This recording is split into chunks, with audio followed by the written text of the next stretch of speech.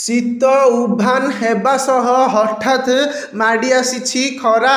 राज्य रे सर्वनिम्न तापमात्रा स्वाभाविक ठारू 3 रु 4 डिग्री अधिक रहुछि।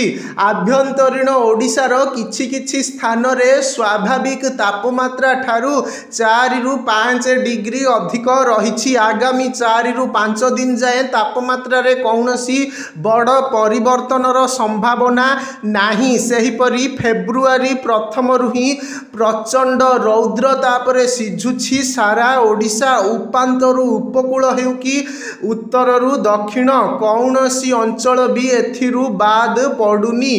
पूरी भली उपकूल सहर रे एबे दिन और राति तापमात्रा मध्यरे व्यवधान मात्र 6.2 डिग्री रहिछि। कोरापुट परी ठंडा अंचल एबे दिन रे ततला तावारे भाजी हेउछि।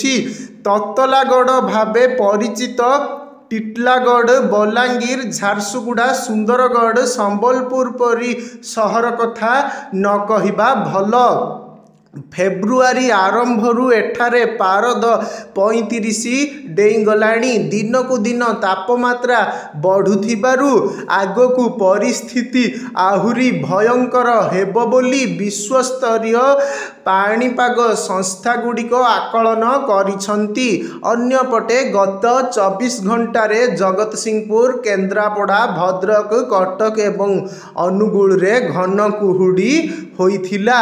आगामी 3 दिन जाए केतेक स्थान रे घन कुहुड़ी हेबो पूर्वानुमान करिछि आंचलिक पाणीपाग विज्ञान केन्द्र। आज केन्द्रापड़ा, अनुगुल, कटक, खोर्धा, ढेंकानाल, जाजपुर, बरगढ़ और गंजाम रे कुहुड़ीर संभावना रहिछि।